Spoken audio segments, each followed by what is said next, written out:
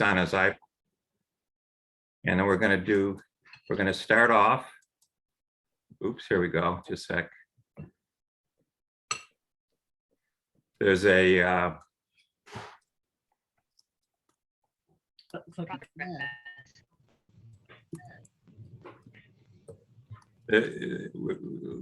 been trying to start something a little different, so I picked. I think we're still, you can hear us. A little. Can't hear them. We have an acolyte who's in the monastery studying to become a monk, and they're busy meditating, and the chief monk shows up and says, "What are you doing?" And the acolyte says, "Oh, I'm meditating so I can achieve enlightenment." So the chief monk picks up a stone and he takes his robe and he starts polishing the stone with his robe. And the acolyte says, "What are you doing?" He says, "Well, the chief monk says I'm polishing the stone so I can turn it into a mirror." And the acolyte says, "Well, you can't do that." And the chief monk says, "Well, you can't sit there and concentrate on meditation and achieve enlightenment either." So Buddhist humor. Yeah, we spent time last time talking on meditation with Bruce leading the charge, and Bruce was nice enough to point out there's this very nice book by Phakchok Rinpoche and Eric Solomon, which is called Radically Happy. So I highly recommend it. I read it. It's great. It does the job if anyone is looking for anything of that ilk. So with that, we're gonna now jump into the main topic of the class. We're doing two things. We're doing a whole section on Kabbalah, the very mystic side of Judaism. And then we're going to just do a little bit on the mysticism and mathematics, which I keep harping on to try and show you that people think mathematics is all cut and dried. I'm trying to get across the point. There's a lot of mystery in mathematics. So with that, we're going to go, let's see if I can find the share screen. And we go here. Introduce it. And there are going to be 3 of these videos. This first one is really an introduction, assumes you know nothing. What is Kabbalah? And then the next 2 are going to go into much greater depth into this. And again, when we did this last year, tried to point out that it appears the mystics here actually, through the sacred geometry they were dealing with, they could sense the sacred geometry of the universe, which is the geometry that describes string theory. There's levels upon levels here. So let's go through this, and then we'll go on to the next. Sometimes anglicized as Kabbalah, is often defined as Jewish mysticism, but it's one of those concepts that's not only difficult to define, but constantly exoticized and stereotyped. For example, the pop star Madonna embedded Kabbalistic imagery into her 2002 music video for the James Bond film Die Another Day, which we'll examine later in this video. Generally speaking, though, mysticism refers to an experiential, spiritual endeavor to encounter or invoke the divine in this world. So this would include religious experiences of the divine, like ecstatic visions, rituals to try to access divine presence or to trigger transformative inner experiences. Mysticism can also refer to works of literature related to these themes. And though many Kabbalists could be described as ecstatic visionaries, the earliest Kabbalists were Jewish teachers, theologians, and philosophers. Most were the educated elite of medieval Europe, living in Spain and France, writing new and innovative studies on Jewish texts and concepts about mystical contemplation of the divine realms, the nature of God, the purpose of humanity, and the creation of the universe. The Hebrew word Kabbalah derives from the verb to receive, and could be translated as that which has been received, or simply tradition. The scholar Joseph Dan writes that Kabbalah is thus a claim by Jewish spiritualists from the Middle Ages to this day that they received a tradition that was held secret for many centuries. Secret or hidden wisdom that they believed was originally passed down to Moses at Mount Sinai and transmitted through the centuries to medieval Kabbalists. Kabbalah should not be described as a distinct branch of Judaism in the same way that we talk about conservative Judaism or Orthodox Judaism or Reconstructionist Judaism, nor should it be defined as a unified or coherent system, but rather traditions encompassing several modes of reading, a library of texts, a series of concepts, and a range of practices within Judaism that is concerned with mystical contemplation. There's a lot to cover, so let's get into it. First, the origins of Kabbalah. Kabbalah emerged in Southern Europe in the 12th century in several major centers of learning, including Provence in southern France, and areas on the Iberian Peninsula, including Girona and the region of Castile. But Jewish mysticism has a long history that stretches back hundreds of years before this. You can find mystical texts in the Hebrew Bible itself, such as the book of Ezekiel, or the vision of the prophet Isaiah, when he beholds the throne room of God, surrounded by divine beings called seraphim crying out, "Holy, holy, holy." Then we have the so-called Hekhalot literature and the Merkabah literature. Together, these include a few dozen Jewish mystical texts stretching from the Second Temple period all the way through the late Antique period. These texts focus on the creation of the universe and journeys into the heavens to reveal the structure of the divine realms. There's also late antique Jewish magical texts like the Sefer Harazim, the Book of Secrets, which describes, among other things, how to conduct magical incantations using the names of angels. But despite this rich body of Jewish mystical texts, scholars do not consider them to be Kabbalistic texts. According to Gershom Sholem, the father of the modern academic study of Kabbalah, the first true work of Kabbalah is probably the Sefer HaBahir, which dates to the late 12th century. Scholars argue that the Bahir is the earliest Kabbalistic text because it introduces three new ideas into Jewish mysticism that almost all later Kabbalists adopted. Number one, the idea that the divine world is composed of 10 divine powers known in later texts as Sfirot. Number two, the idea that one of the divine powers is feminine, which formally introduces the idea of gender dualism into later Kabbalah. And number three, the idea that the divine powers can be described with the allegory of a tree. You've probably seen schematic drawings of this tree around the internet if you've done even a cursory study into Kabbalah. The Bahir was not created in a vacuum, though. It reworks proto-Kabbalistic ideas found in earlier books, such as the Sefer Yetzirah, which was probably composed sometime in the late Antique period. We're really not sure. But by the 10th century, Jewish scholars were writing all sorts of commentaries on this book. The Sefer Yetzirah laid out the groundwork for Kabbalistic speculation about the 10 divine powers or emanations called Sfirot, as well as the mystical meaning of numbers and Hebrew letters, both topics we'll return to shortly. So the general takeaways for the origins of Kabbalah: Kabbalah emerged in the 12th and 13th centuries in southwestern Europe. Following the appearance of the Bahir, several circles of Kabbalistic teachers and mystics emerged, including around Isaac the Blind in Provence, Nachmanides in Girona, and Abraham Abulafia in the region of Castile, who is known for experiential ecstatic Kabbalah. Each and every one of these men deserve their own thoroughgoing examinations, but in general, all of them were participating in a scholarly endeavor, writing commentaries on the Torah, essays on rabbinic law, sharing prayer techniques and sermons. In other words, they were writing the same sort of genres that Jewish writers were making for centuries. It's not like there was an official division between Kabbalistic texts on one hand and non-Kabbalistic texts on the other hand. The scholar of Kabbalah, Dr. Joseph Dan, argues that these three components that I mentioned earlier are generally useful for identifying a work as being part of Kabbalah.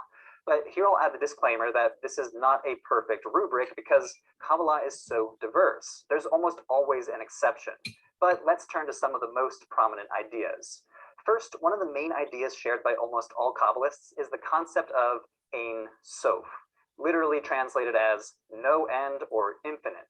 We can think of Ein Sof as an infinite impersonal God or supreme entity that we cannot describe with our own human faculties. In the words of the medieval French rabbi Isaac the Blind, Ein Sof is that which is not conceivable by thinking. To use an example from astrophysics, Ein Sof is kind of like dark matter. It's a placeholder for something that we just cannot perceive ourselves with our own senses. Ein Sof is important, not just because it illustrates how mystics viewed God, but also how they viewed the universe. The great 16th century Kabbalist, Isaac Luria, developed a theory of cosmogony, or in other words, an explanation for the beginning of the universe. And he based it on Ein Sof, calling it Tzimtzum, translated as contraction. His theory of Tzimtzum goes something like this. First, in the beginning, there was only Ein Sof. Ein Sof then contracted, leaving a space in which our world developed. This means that our world only occupies a small portion of the universe. Between Ein Sof and our world, though, there are things called Sfirot, which I mentioned in the earlier discussion about the book Behir. Now, it's impossible to define Sfirot because Kabbalists throughout time have held many different ideas about them, but some think of them as layers of existence, 10 divine powers or emanations of Ein Sof that are ordered in a hierarchy that together represent the power of the Godhead. Like I said earlier, you've probably seen depictions of the 10 Sfirot, since they're often portrayed as a tree or corresponding to different parts of the human body. Some scholars would say that the concept of Sfirot is the clearest indication of a Kabbalistic worldview. If a text mentions the Sfirot, it's a pretty safe assumption that it relies on Kabbalistic tradition, though again, there are always exceptions. We can think of the Sfirot as divine intermediaries between us and the ultimate unknowable Godhead. The one at the top is the closest to Ein Sof, and the one at the bottom, called the Shekhinah, is the one that we humans most intimately interact with, the divine power closest to the material created world. Interestingly, the Sfirot are gendered. Kabbalists conceived of the Shekhinah as feminine and often described as God's bride. Each of the Sfirot is male or female, but most have both male and female parts, and each one can be male in relation to one and female in relation to the other. This gendering of the Godhead gives us a look into another important part of Kabbalah, sexuality. The best example of this comes in the most important book in all of Kabbalah, the Zohar, or the Book of Radiance. One scholar of Kabbalah calls the Zohar the highest expression of Jewish literary imagination in the Middle Ages. It's considered by many the core text of Kabbalah, and although I call it a book, the Zohar really should be described as a body of literature. The Stanford University Press translation and commentary of the Zohar required 12 volumes to publish it. So yeah, it's not a book in the strictest sense of the word. The Zohar emerged in the 13th century from Castile, one of the major centers of Kabbalah. Most critical scholars today agree that it was composed by a rabbi named Moses de Leon. De Leon wrote it in a distinct dialect of Aramaic, mixed with Hebrew, and he framed the text as being written in the 2nd century by its main character, Shimon Bar Yochai, a real historical sage living in the 2nd century. Many Orthodox Jews today maintain that it was written by Shimon Bar Yochai himself. The Zohar is primarily a commentary on the Torah, but it reads somewhat like a mystical novel. In the book, Shimon Bar Yochai travels with his disciples around the Galilee, meeting different characters, learning and sharing mystical teachings. The Zohar develops many of the major themes of Kabbalah, including the gendering of both the Sfirot and the mystic's ultimate mission. The connection between Sfirot becomes erotic. Some are givers, some are receptors, and the mystic's ultimate mission is to initiate an erotic marriage between God and the Shekhinah. Even the search for mystical knowledge becomes sexualized in the Zohar. In one romantic passage based on the intensely erotic Song of Songs, a man passes by the house of a female lover who is a metaphor for the Torah. The man waits time and time again for the woman to reveal herself to him fully. The text says, "Hence the Torah is revealed and concealed, and lovingly goes to its lover to arouse love with him." This passage is an analogy for how some Jewish mystics view Kabbalistic practice. The Kabbalist peels back layers upon layers of understanding until the most hidden, and therefore most holy, knowledge of the scripture reveals itself. One way to describe this layered approach to the Torah is through an acronym called Pardes, which means orchard. In this acronym, each Hebrew letter stands for a different level of meaning. We won't get into what each letter stands for, but the last letter, Samek, stands for Sod, which means secret. Sod refers to the ultimate esoteric knowledge that every Kabbalist seeks. Kabbalists try to reach Sod through the text. literally. The 22 Hebrew letters, biblical passages, and Hebrew names of God are central to Kabbalah. For Kabbalists, Hebrew is a divine language, and the Torah is a living divine document. The school of the Kabbalist Abraham Abulafia believed that each letter has mystical meaning. Writing or chanting letters in specific ways brings them to life, or can help you achieve communion with the divine. Abulafia wrote, "When you begin to recite the letter Aleph, since Aleph points to the secret of unity, do not lengthen its recitation except according to the measure of one breath, and chant the Aleph and every letter you recite with terror, awe, and fear, coupled with the gladness of the soul in its comprehension, which is great." From this quotation, you can see how meditation on the letters was experiential. It was a technique involving breathing and head movements, and meditating not just on the meaning of the letters, but the sound of the letters. Even with years of study or practice and chanting, like from the passage above, secret mystical knowledge is nearly impossible to gain. The prophet Ezekiel is held up as an example. In the first chapter of the book of Ezekiel, often called the Merkabah vision, we see a strange description of creatures and chariots that later Kabbalists viewed as evidence that Ezekiel actually attained Sod. But testimonials of visions like this are relatively uncommon in Kabbalah. In fact, many Kabbalistic circles prohibited describing visions for fear that revealing secret knowledge could be catastrophic to the wider world. Thus, many Kabbalistic circles in the Middle Ages were made up of small groups of elite rabbis and intellectuals that were already well known in the community. A crisis in the 15th century moved the center of gravity for Kabbalistic teachings eastward.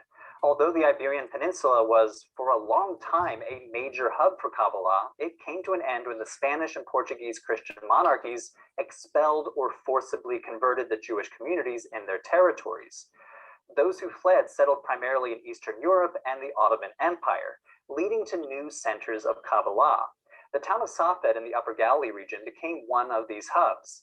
The Rabbi Isaac Luria, also called the Ari, moved from Jerusalem to Safed in 1570 and formed a group of disciples who went on to revolutionize Kabbalistic teachings. He confronted head-on some of the biggest philosophical questions you could possibly imagine. Why does anything exist instead of nothing? Why does God exist? Why does evil exist? What is our purpose as humans here on Earth? He put forth revolutionary new theories like the one we already discussed, his creation of the universe theory called Tzimtzum, about how the universe was created by Ein Sof contracting. What was so transgressive about this theory is that he argued this process of creation actually damaged creation and introduced evil. Thus, the purpose of existence is to repair this flaw through human action, or tikkun olam, which translates as repairing the world. Luria's Kabbalah inspired several movements in the following centuries, especially a movement founded by a Ukrainian man who rocked the world of Kabbalah and all of Eastern European Judaism, Rabbi Israel ben Eliezer, or the Baal Shem Tov.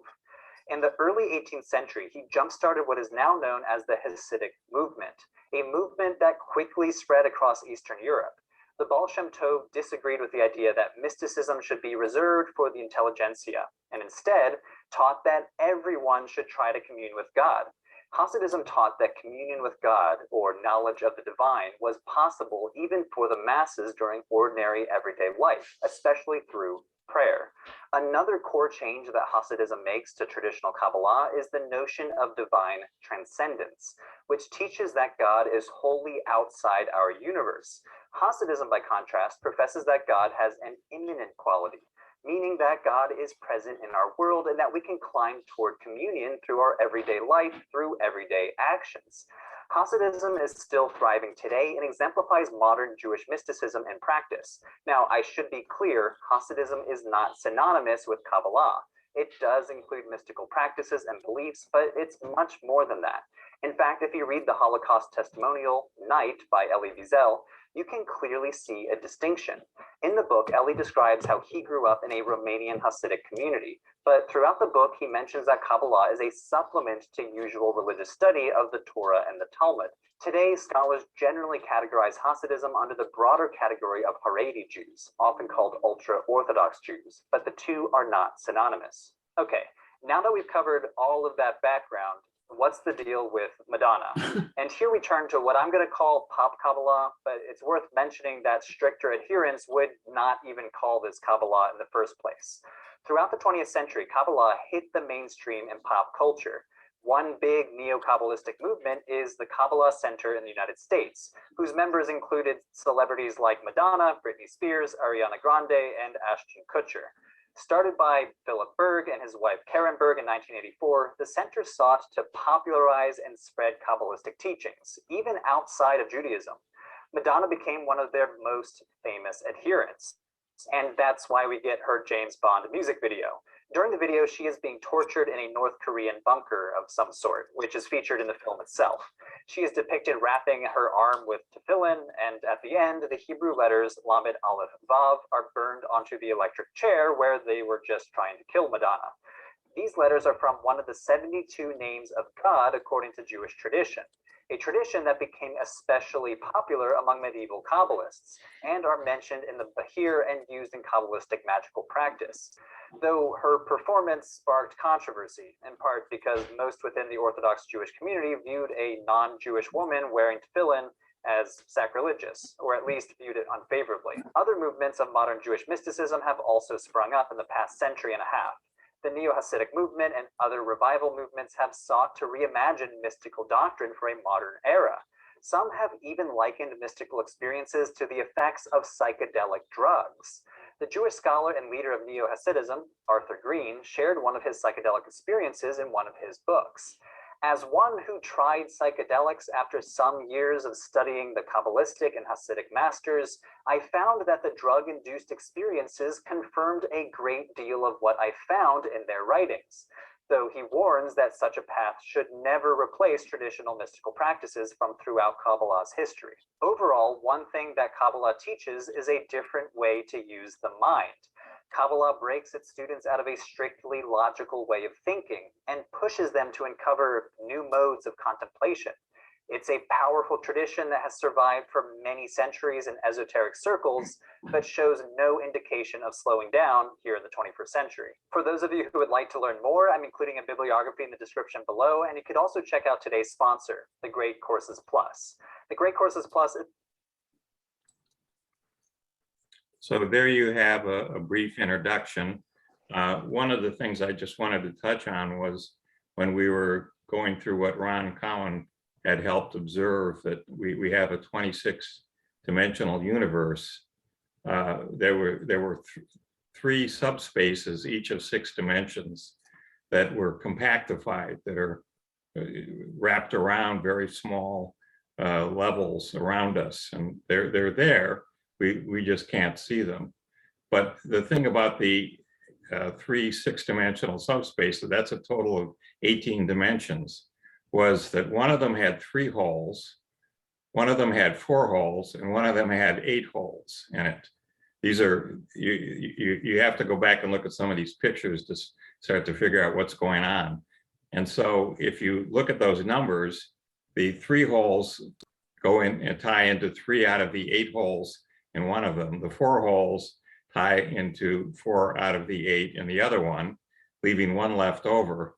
And if we just took 8 and subtracted it from 18, remember we had 3 times 6 dimensions, or 18 dimensions, we end up with 10, which is what the Sephirot was dealing with. So it could be that there's that sort of linkage in the sacred geometry. But having said that, let's plug ahead, and we'll go into much more. Actually, Bart, if I could interrupt just for a second, there was one other very interesting thing that I noted in that video, which was that there are 72 names of God. Yes. So maybe we could explore at some point what those names are and why there are 72, and because that's new information to me. Yeah. I had no idea why there's 72. Yeah, you're going to see it come out of the sacred geometry that I just kind of skipped over. Okay. Okay. There is a reason why there's 72, but anyway, thank you for pointing that out. So let's see now. How do I get? I always have to go mess around doing this. Here it is. So these are now going to be 2 videos from a rabbi in Atlanta who I found to be, a very good teacher of these things. So you judge for yourself. We'll see what he has to say. This is the first one.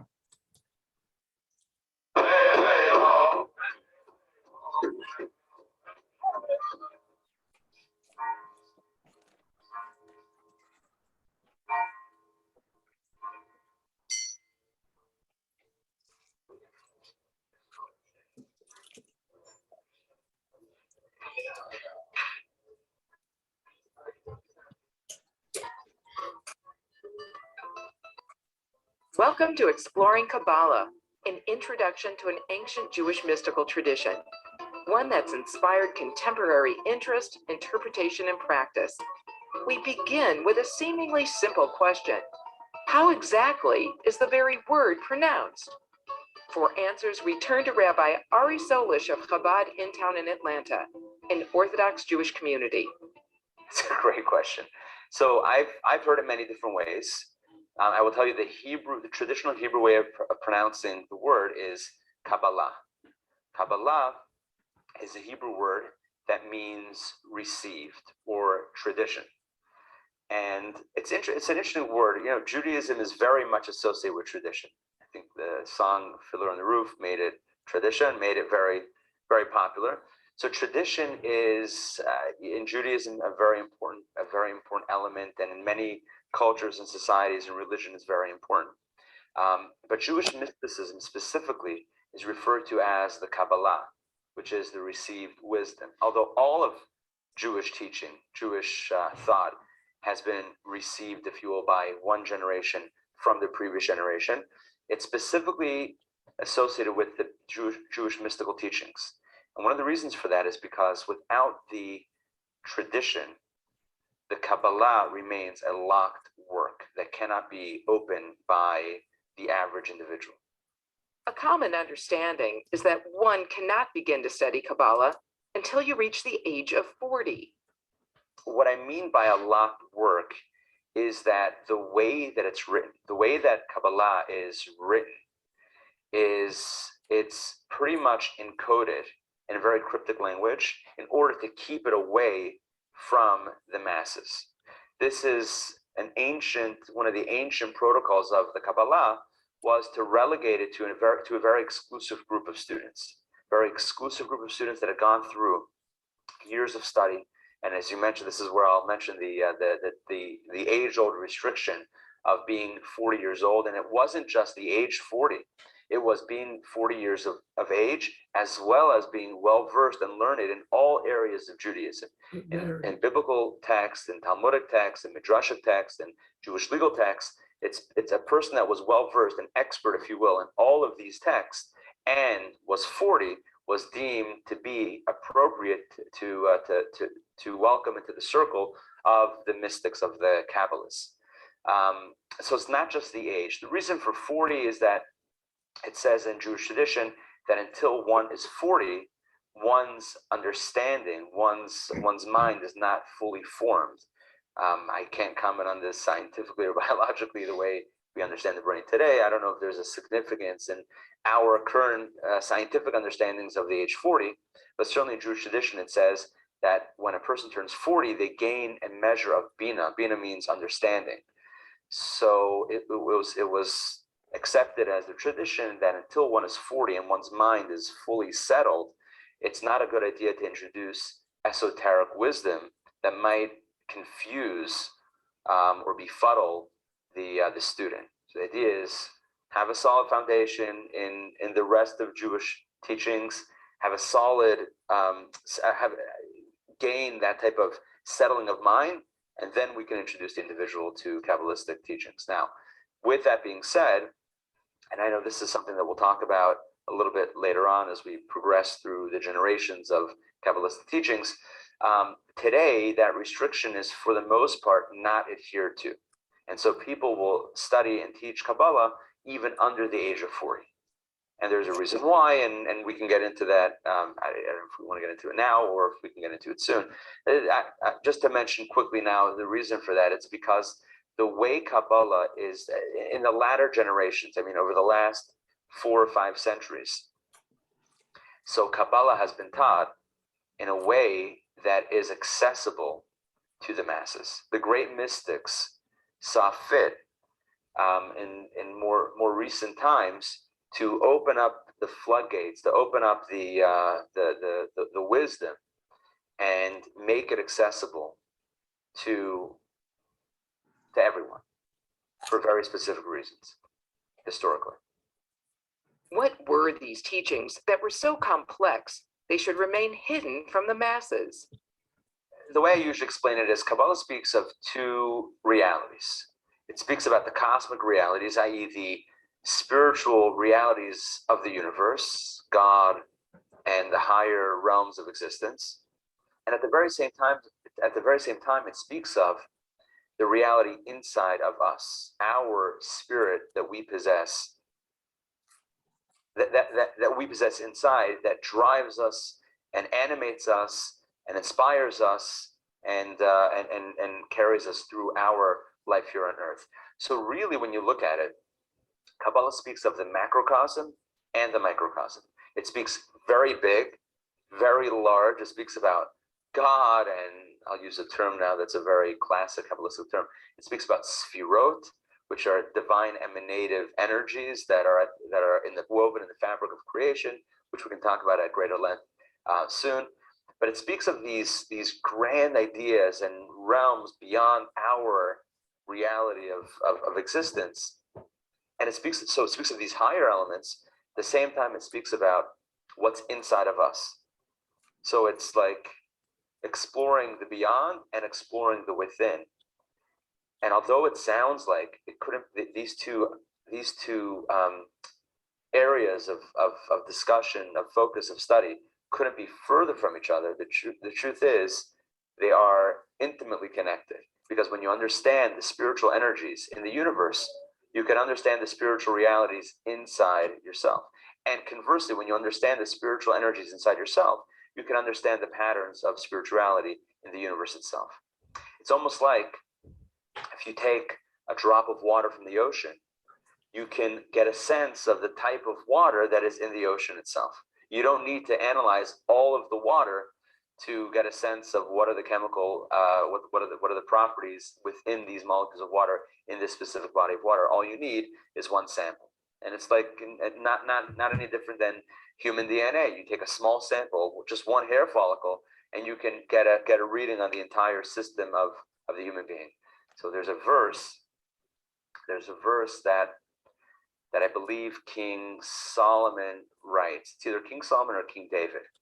It's in the Hebrew it's umibsari erzeh Eloka. In the English, what it means is, from my flesh I perceive the divine. And there are different ways of understanding this. One simple way of understanding this is that the author is saying, from where I stand, I can still behold something greater than myself. Although I stand here on a physical reality, I can still see, I can gaze up and look at and behold something greater than myself. But there's another deeper way of understanding it, and that is mi b'sari, from my own flesh. When I look at my own self, I can see patterns of the divine. So knowing our own soul actually gives us insight into how God, if you will, operates as well. So these, I would say, if we had to encapsulate what is Kabbalah, what does it speak of, you'll find one of two things. Either it's speaking about God or it's speaking about the soul. That's pretty much it. These mystical teachings are even believed to date to the time of creation, as recounted in the Hebrew scripture. So the Jewish Bible, the Torah says that Adam and Eve are the first human beings. Adam, according to Jewish tradition, was a Kabbalist. So the very first human being wasn't just, the guy who got kicked out of the Garden of Eden, which he also was. They both got kicked out. But he was also a mystic. Where do we see this? So there's a tradition that Adam, the first day that he was created as an adult. He wasn't created as a baby. So in his first few hours of existence, says that he named all of the animals. He gave them their Hebrew names. Now, Hebrew is a very powerful language. It's known as the language of creation itself. The 22 letters of the Hebrew alphabet are actually the patterns of energy that are that suffuse reality with life itself. Now, that's another topic that we can get into. But the point is that Hebrew language, the Hebrew letters and Hebrew words are very significant in sort of revealing the energy that drives that thing that's named with that name. So it says that Adam gave all of the animals their Hebrew names, which means that he was able to peer into their soul, and he was able to assess what type of spirit energy that animal had and give the appropriate Hebrew name that reflected that energy. Because as I just mentioned, every Hebrew letter and every Hebrew word carries with it or represents a certain type of divine energy. And so Adam wasn't just the first human being, but he was also the first human being that had insight into spirituality, which makes sense because he was close to the origins of, close to the source with the capital S. So it makes sense that he had some insights. So it says that Adam was a Kabbalist, Abraham was a Kabbalist.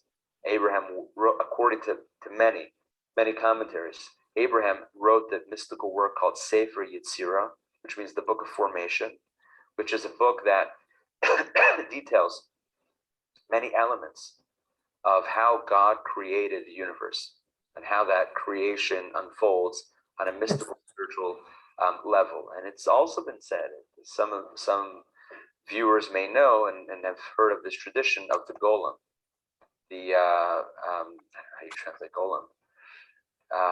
A Frankenstein-esque type of creation that appears throughout Jewish history, including probably most famously in Prague several centuries ago, the great Maharal of Prague, who is the tradition goes that he created this golem to protect the Jewish people against pogroms and other sorts of libelous and attacks against the community. But all of the golems are created using the techniques of Sefer Yetzirah, authored by, again, according to many, authored by Abraham. So if you want to know how to take some clay and give it some life, perhaps you can find the answer in Sefer Yetzirah. I've looked, I haven't found it yet. But it says that those that have been able to somehow bring inanimate objects to life have used Sefer Yetzirah. But my point is really when we talk about the development of Kabbalah and who are some notable Kabbalists, so we're talking about Adam, we're talking about Abraham, Isaac and Jacob, the other patriarchs, the Jewish patriarchs are also considered to have been Kabbalists. Moses was a Kabbalist. It says Moses received the Torah from God at Sinai, and it uses the word kabel, received, like Kabbalah. So the tradition goes that not only did he receive the simple elements of Jewish wisdom, but he also received the esoteric wisdom as well, the hidden wisdom about God and about the soul and about the core of everything. Though Kabbalah flowered in the 13th century in Spain, with the publication of a comprehensive mystical commentary on the Hebrew Bible, a text known as the Zohar, Kabbalah's teachings and understandings of biblical interpretation were never stagnant, but continuously evolving over the generations. What happened between the ancient times of Abraham, Isaac, Jacob, Moses, in the 1500s? So Kabbalah, and I kind of alluded to this before, Kabbalah was always taught, but always taught in a very secretive way. You had to be on the inside to get the wisdom. You had to know somebody that knew somebody to get invited. Hey, meet me in the forest by the tree, and we have a small study group over there. So you had to be the right type of person. You had to have the right amount of wisdom, and you had to be trusted with this wisdom as well. And the understanding is that because it speaks so much about God, and due to the limitations of human language, so there is some anthropomorphism used. In other words, there is some terminology that typically applies to human beings that is applied to and in the conversation about God and spirituality. So therefore, it's very important that the student of Kabbalah be very firmly grounded in belief, in awareness of what God is at a general level, so that the student is not confused by what he or she studies in the mystical tradition. So that's another reason why a lot of restriction was put in place about who could study, when they could study, etc. But it was always taught. It was taught. It says that even the prophetic tradition, so all the Jewish prophets, so the methodology and the way to summon, if you will, a prophetic experience, that is also part of the mystical tradition, the Kabbalistic tradition, and that was taught from Moses to Joshua, from Joshua, Joshua was the next Jewish leader after Moses, from Joshua to the subsequent Jewish leaders, to all of the prophets, and it was a tradition, unbroken chain of tradition that was passed down. In addition to this, Moses, when he was taught the Torah, when he received the Torah at Mount Sinai, so he received not only the written text of the Bible, of the 5 books of Moses, but he received all of the explanations and all of the commentary, if you will, on that as well. All of the explanations were taught to him, and then he was told, write this down. So write these words down, but here's what it means. But what does it mean? It can mean different things on different levels. There are traditionally 4 levels of Torah interpretation, and it's known as the Pardes, which is the orchard. It stands for, it's an acronym in Hebrew. It stands for, and I'll mention 4 Hebrew words and I'll explain what they mean. Pshat, Remez, Drush, and Sod. So Pshat, Remez, Drush, Sod, the acronym, the first letter of all those 4 words is Pardes, which means orchard. If you ever encounter the term orchard in a mystical sense, it doesn't mean a bunch of apple trees. What it means is the different layers of interpretation that exist within Jewish wisdom, within Torah wisdom. The first is the simple, basic meaning of the verse. The second is what we would call the allegorical meaning, which means that it says one thing, but it hints to something else that's kind of a parallel idea, but one idea is kind of leading to another idea. Then you have drush. Drush is the homiletical interpretation. That is where you take an idea that's taught in the Bible and you kind of you learn life lessons from it and you apply it in a way that can further our character, for example, some character-driven life lessons from biblical text.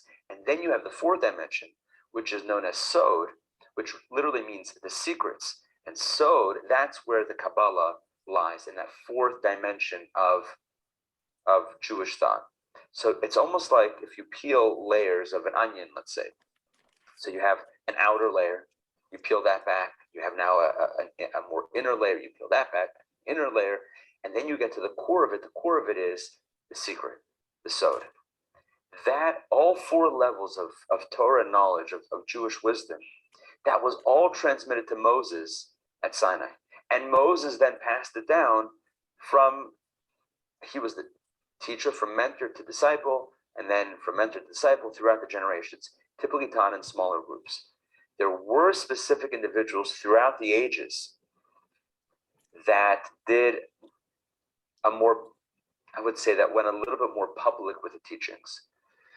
So notably, Rabbi Shimon Bar Yochai, known as the Rashbi. So he was a great sage that lived in the 1st and 2nd centuries of the Common Era. It's around the year 135. So we're talking 135, 1900 years ago, whatever, almost 2,000 years ago. So in the year 135, Rabbi Shimon Bar Yochai began opening up his wisdom. He was a student of Rabbi Akiva, who was also a mystic. In fact, the Talmud says, parenthetically, that Rabbi Akiva was one of 4 notable scholars who went into the orchard. It says, Arba nichnas lapardes, 4 entered the orchard. I mentioned before, entering the orchard is not just walking into a field, into a place that things are growing. It means entering into a mystical experience as well, because it has now all 4 dimensions of scholarship. So the Talmud says the 4 entered the orchard. 1 died, one became a heretic, one went mad, he lost his sanity. And only Rabbi Akiva entered in peace and left in peace. He clearly was of the, and by the way, it's a cautionary tale that the Talmud says that not everyone is ready to jump into the secrets, the deep secrets of Kabbalah, because it can affect one in a very dramatic way, and not always is the person able to handle that type of experience. I can liken it to, if viewers are wondering, like, what does that actually mean? Maybe a physical analogy that we can give is gazing at the sun. So you would say, what's wrong with the sun? The sun's a wonderful thing. We need the sun to live. You need sunlight, you need warmth, and the sun is bright, it's beautiful. So why not look at the sun? The answer is because the eye is not designed to look at the sun directly. And if you look at the sun directly, it can actually harm the physical structure of the eye. So the parallel is drawn that the same thing is true with Kabbalah. Kabbalah is such pure divine wisdom in its most brilliant form, its most luminous form, that just staring at it without sunglasses, without the proper protection, so to speak, could have a negative, a deleterious effect on the individual that is studying it. And so therefore, the Talmud is telling us that 4 entered, 3 didn't survive the experience in a healthy way. 3 weren't able to integrate it in a healthy way. Only Rabbi Akiva was. He was able to enter in peace and exit in peace. One of his primary students was Rabbi Shimon Bar Yochai. And Rabbi Shimon Bar Yochai is known as one of the greatest mystics of all time, in that not only did he know the tradition, but that he taught the tradition in an unparalleled way. So it's around the year 135. Rabbi Shimon Bar Yochai, he was wanted by the Roman, by the Romans. There were severe Roman decrees on Judea at that point. The second temple had been destroyed in the year 70. The Jews, many Jews, millions of Jews had been brutally slain in the Roman conquering of the temple. They destroyed the Holy Temple. They razed it to the ground, except for the Western Wall, which exists today, still today. Lots of bloodshed, and they expelled many of the Jews outside of the land of Israel.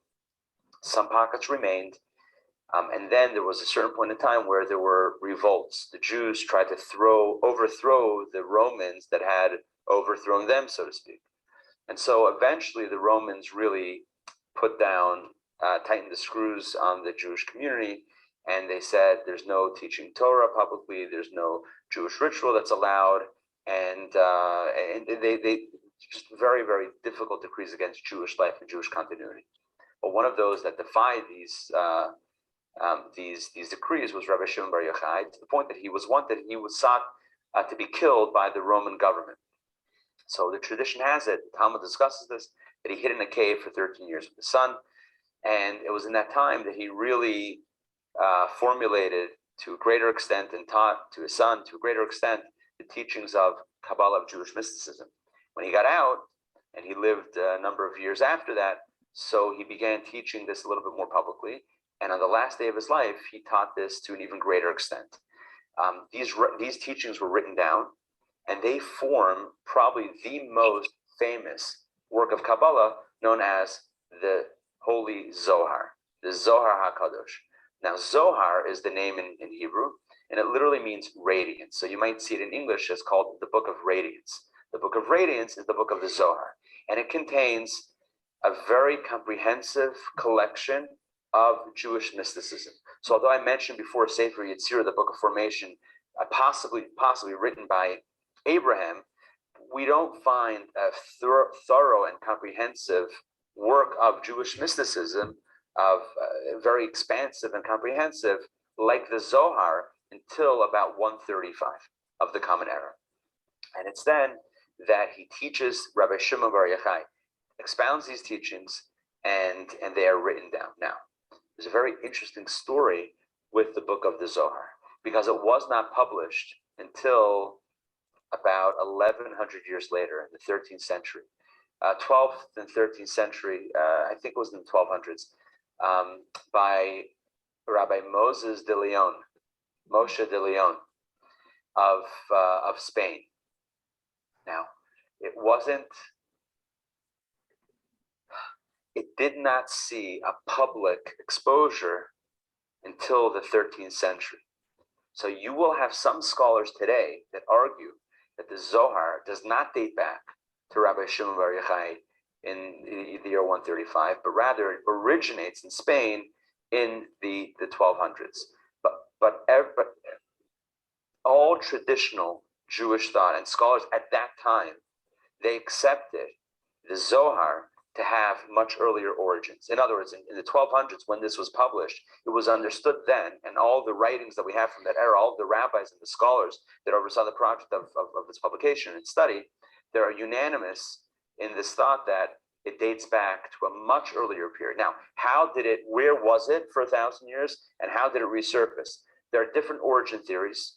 Some say that a scholar, Ramban Nachmanides, he had it with him,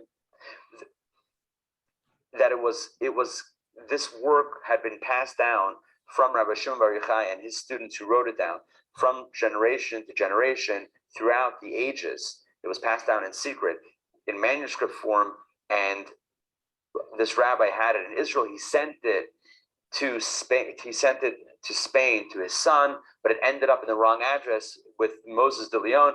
He got a hold of it and he published it. So that's one origin story. There are other origin stories that someone found it somewhere, buried somewhere, or locked away somewhere in some ancient place of manuscripts. But there's different origin stories. I don't know which one is correct. I don't think anyone knows which one is accurate. But the general consensus amongst traditional Jewish scholars, dating back centuries, is that the Zohar was written by Rabbi Shimon Bar Yochai. He was this profound mystic in and around the year 135.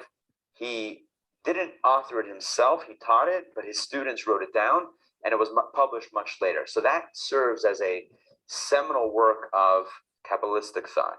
The Zohar, however, if anybody wants to open up the Zohar, crack it open and read it, extremely cryptic, very difficult to understand. So a student without Kabbalistic training and without knowing how to read it is not really going to get anything tangible. What you'll get is esoterics. What you're going to get is, wow, this sounds really profound. It sounds up there, but I have no idea what it means.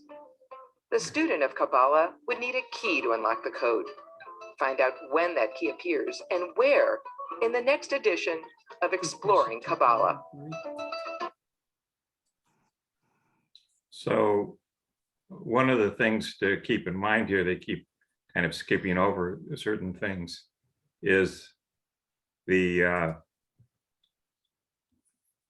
one of the elements of mysticism is that there's a soul which is immortal, and the soul incarnates with each person, and then when that person dies, the soul leaves that person's body and will incarnate later. So that is, right out of Kabbalah. Let's take a look at the next video, and then we'll have some discussion. So hold on a second, I have to get back to. I was wondering if we could break it up a little. Just Do you want us to talk? Well, interaction now. the only reason for wanting to do the second one is that so far they've just been discussing kind of process or history, and the next one is going to go through much more of the substance, the mystic side of things. So if you'll bear with me on that, we will give it a shot.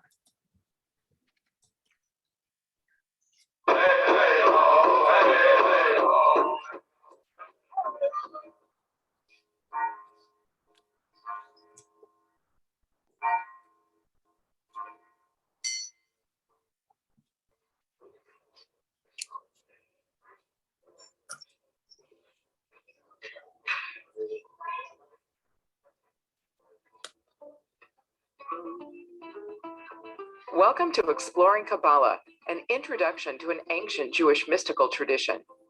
In Judaism, as in many other religions and spiritual paths, stories known as parables illustrate deeper truths as well as spiritual and moral lessons. One parable about a king's crown jewel offered at the conclusion of episode 2 by Rabbi Ari Solish illustrates why the mystics began to share Kabbalah's wisdom with an audience beyond a select group of scholars. There was once a king whose child was deathly ill, and the king brought in all of the greatest physicians, and no one had a cure. They tried this, tried that, or the other. Nothing would work.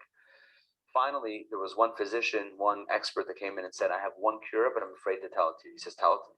He says, "There's one mineral that possibly, if it's mixed within the right way, with the right amount of liquid, etc., there's one mineral that might serve as a cure to your son, but I'm afraid to suggest this." Why are you afraid? Because it's actually the crown jewel of your crown, the crown jewel of your own crown. That's where that gem is. The only one that I know of in the world is your crown jewel.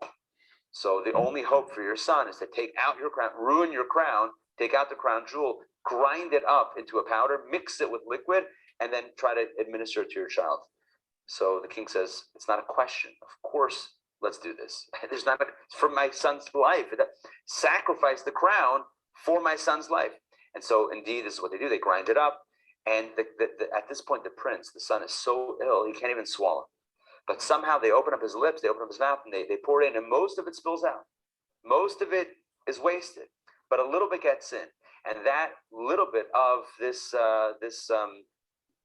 potion or this cure gets in, and indeed begins the healing process for the prince, and the prince is healed. So the mystics, and I'm talking now about like the Baal Shem Tov in the 1600s and 1700s, and the Alter Rebbe, the Rebbe Shneur Zalman of Leah, the founder of Chabad, and the subsequent mystics. So they brought this type of parallel to explain why it is that we need mysticism more than ever today. Because in general, it's harder to be spiritual today than perhaps in the past. And because of that, we need a jolt of spirituality. We need an infusion of the deepest secrets. Whereas it was always thought we have to protect the jewel, the crown jewel, from the masses. You know, it's not good to share it to everybody, people that might interpret or might waste it. It's gonna dribble down the king's mouth. It's not a good thing. It can't be wasted. It can't be discarded like that. But the conscious decision was made that if it can revive the prince, then it's worth all of the effort. So the reason why I say that is because there was a decision made, and the current status is that Kabbalah ought to be taught, and ought to be taught to a broader audience, specifically because of its spiritually therapeutic properties, because it brings about spiritual clarity and healing, which as a world we need a lot of that. We have enough pain and suffering. We have too much pain and suffering in the world, too much darkness in the world, that we need an infusion of tremendous light. So herein lies this, and in Kabbalah lies tremendous light. So the conscious decision was made that we have to spread it out more than ever before. And so the way Kabbalah is taught today, bring it forward to the 21st century, the way Kabbalah is taught today is in a way that can be understood by the masses. Doesn't require necessarily a expertise in all of the other areas of Jewish thought. So whereas before one would have to build up to this point, a person can perhaps start with Kabbalah now today. And the idea is Kabbalah is so beneficial that it's like a first steps in bringing about spiritual clarity and healing. And one of the key concepts of Kabbalah is that of Sefirot, which translates in English to luminaries. The singular is Sapir. Sapir means like radiance, kind of like Zohar's radiance, but Sefirot also means points of radiance. So the very quick version of the Sefirot is the following.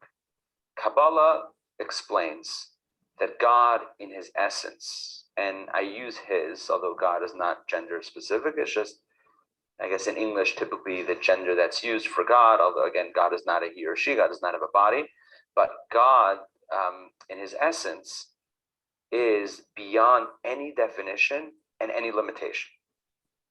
So the Kabbalists explain, how do you get from an infinite God to finite creation?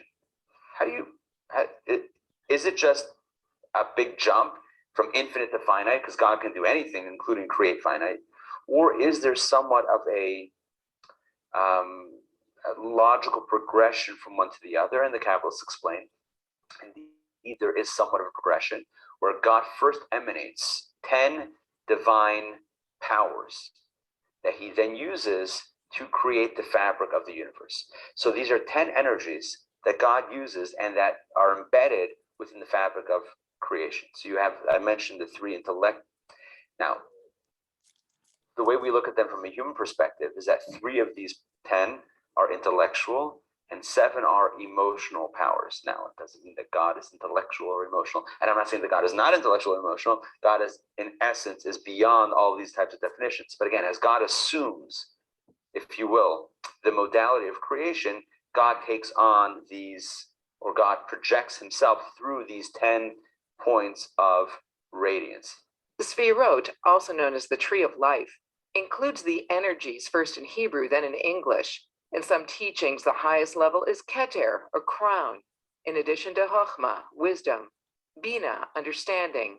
Some traditions add Da'at, or knowledge, along with Chesed, love, Gevura, discipline, Tiferet, compassion, Netzach, ambition, Hod, yielding or humility, Yesod, bonding, Malchut, royalty.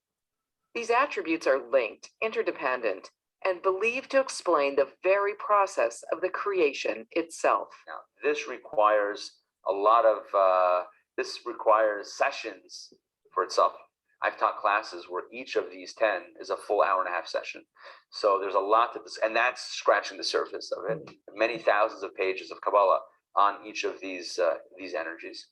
But maybe an analogy that's helpful in kind of contextualizing what does this actually mean is, imagine you have a really creative artist. Now, this artist is so creative that he or she could create using any type of medium that's available: paper, clay, metal, paint, charcoal, doesn't matter what, music, the written word, poetry.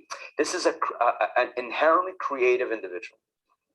So you take this person, or they take themselves, they put themselves in a room, and in front of them, they put a canvas and a palette with 10 colors.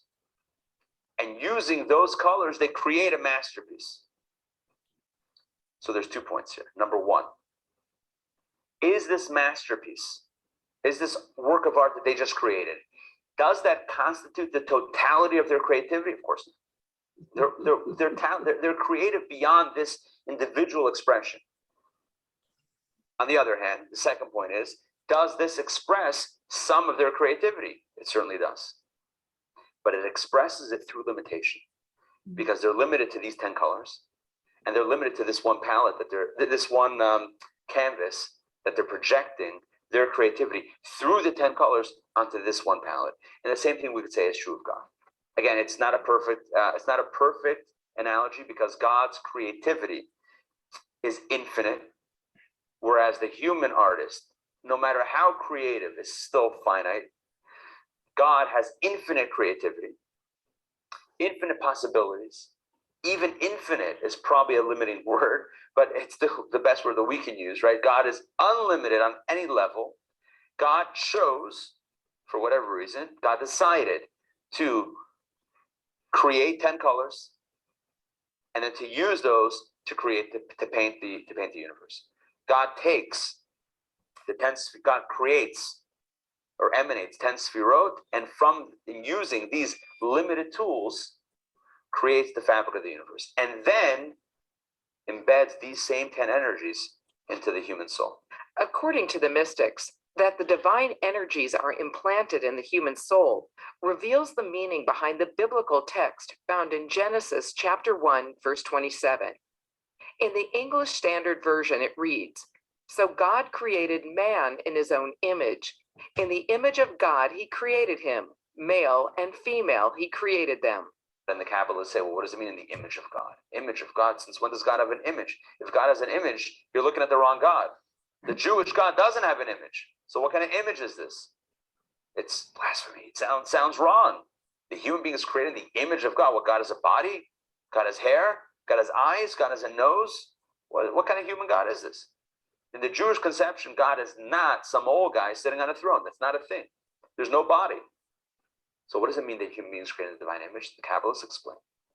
In the divine image, as God projects the 10 sefirot to create the universe, God embedded these same 10 powers within the human soul. Like I said before, what exists on a cosmic level is paralleled within us, and what exists within us is paralleled in the cosmos. So we have these 10 powers, and the way we understand them is the intellectual powers, the emotional powers, and that's how we operate. We operate with creative wisdom, with analytical wisdom, and etc. Again, this would require another exposition for itself to explain all 10 powers. But the easiest way to understand, the short answer, the easiest way to understand the 10 sefirot is by looking at how they exist within us. Because how they exist in the universe is going to be a little bit esoteric. But that's why the later Kabbalists seek to explain the ideas more about how they exist within us, because that's relatable. So the later Kabbalists from the 1500s kind of on will say that what are the 10 sefirot? To understand it, let's look inside. And let's see, how does our mind operate when we think? How does our heart operate when we love, or when we have to discipline others? How does that work?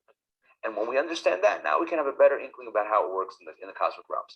But that's a little bit about the sefirot. They're energies that God uses, the palette that God uses to paint this universe, but it does not represent the totality of who God is and what God could do. It's just as God chose to limit himself with these 10 powers, not 9, not 11, just 10.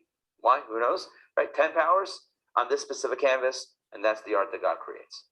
And while the Kabbalists sought to deepen the understanding and connection to biblical text, Kabbalistic references also commonly appear in Jewish liturgy, that is, in prayer. For example, the Friday night prayer service was largely, not the whole thing, but some of it was introduced based on the Kabbalists. In fact, probably the most famous prayer of the Friday night service, the Licha Dodi, was authored by a Kabbalist in the 1500s, Rabbi Shlomo Halevi Alkabetz. So he straight up, and in fact, the Licha Dodi prayer in the Hebrew, if you take a look at each stanza, the first letter of the stanza, spell out his name.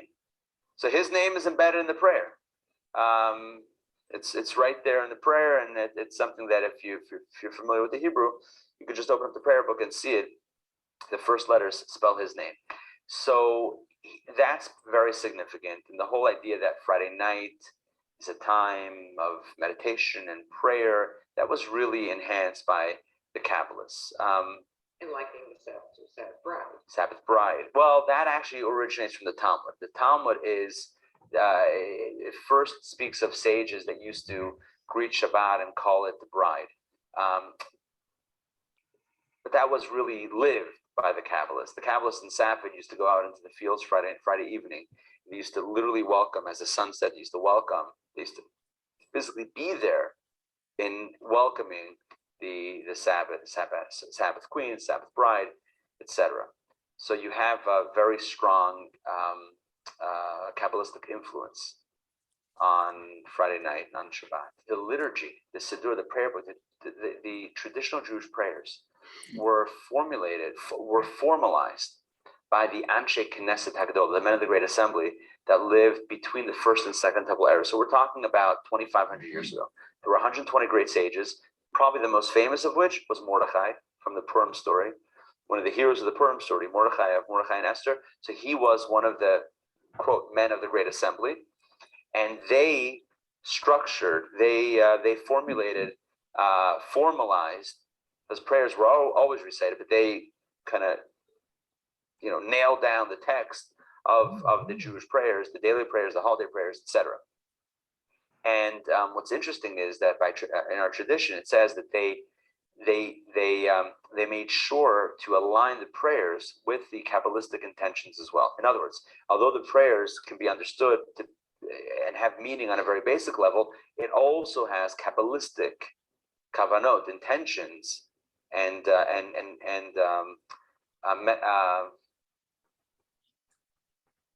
meditations built into the text. You have to know how to learn it, and Kabbalists teach how to pray in the right way. But yeah, so you have within prayer, which is a very normative Jewish experience that is not necessarily associated with mysticism, in addition to the Friday night prayers, which is mystical in origin. Part of it is the Lechadodis, is written by Kabbalists. But in addition to that, all of the prayers were attuned to, if you will, the Kabbalistic frequency of how to communicate with God as well. And I was also just thinking of, Shalom Aleichem, you're welcoming in The angels. Right.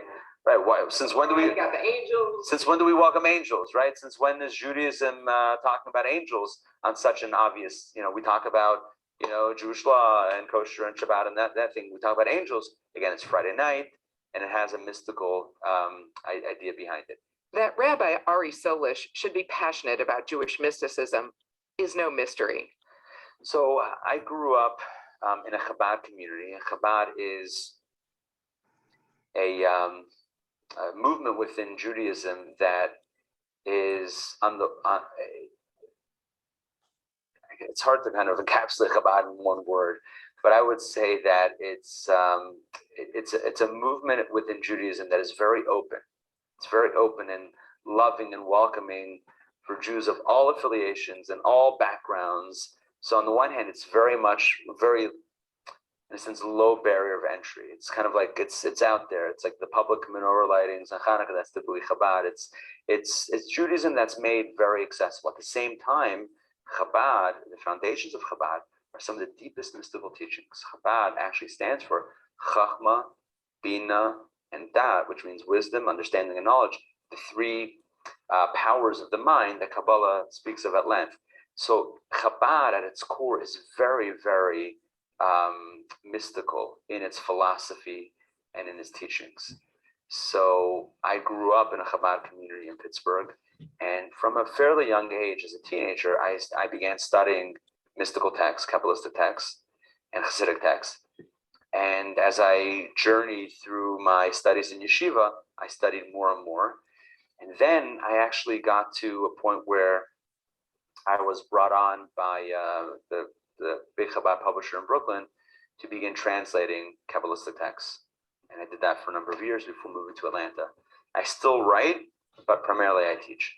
I know some Kabbalah, I know enough to be dangerous, and I seek to share that wisdom with others to lift up, to inspire and to lift up spirits and to bring this positive Jewish teaching into people's lives. And it's transformative. So that's really what I do in my objective. At the same time, there is a spiritual component to it as well, which I think you're touching on, which I'd like to share for a moment. There's another reason given why, in these latter centuries and generations, why Kabbalah has become more and more mainstream. And that is, from a Jewish perspective, we're getting closer to a better world, which is known in Judaism as Mashiach, which is, in English, the word would be the Messiah. And I'm not focusing on a specific individual, but a time of enlightenment. Maimonides, the great Jewish writer on Jewish law. So Maimonides explains, and this is a traditionally normative Jewish belief, that Jews believe that the world, although today is not 100% the way it needs to be, there will come a time when the world is a better place. No suffering, no jealousy, no anger, no hunger, no war, none of the negative stuff, only good stuff. I will tell you at the same time, parenthetically, that this is something that I believe every decent human being wants. Every time someone says, what do you wish for the world? World peace. What they're saying is they want Mashiach.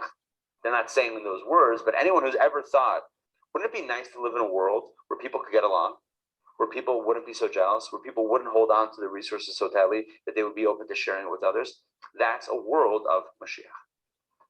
Now, it says in the good books that the world of Mashiach, this better time of the world, this time of healing of the world, so to speak, is associated with also the higher wisdom becoming revealed.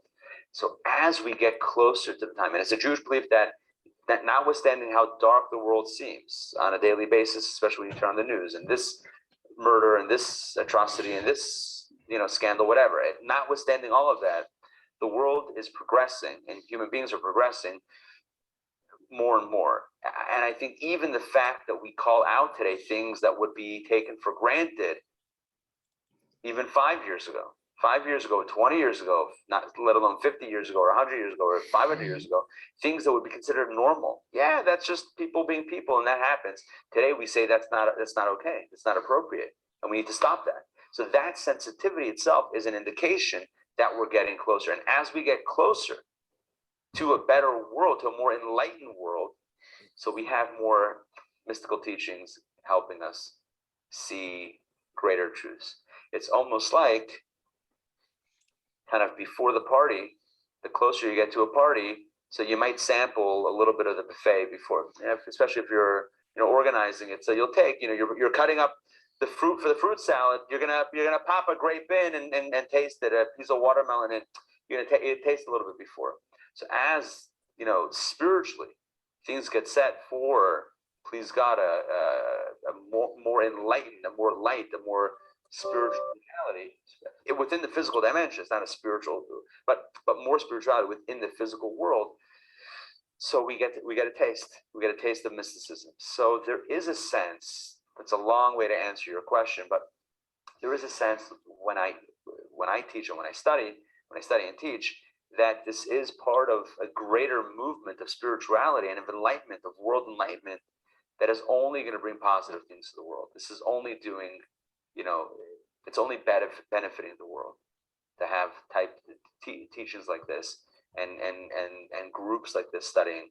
Every Sunday morning we study Kabbalah for an hour and a half, and it's a great way to start the week. And it's like, instead of starting the week with a news report of a political talk show of people screaming at each other, Sunday mornings, this is a way to speak about your soul, to speak about higher things, to speak about purpose, speak about truth, speak about God, speak about deeper ideas, and it's transformative.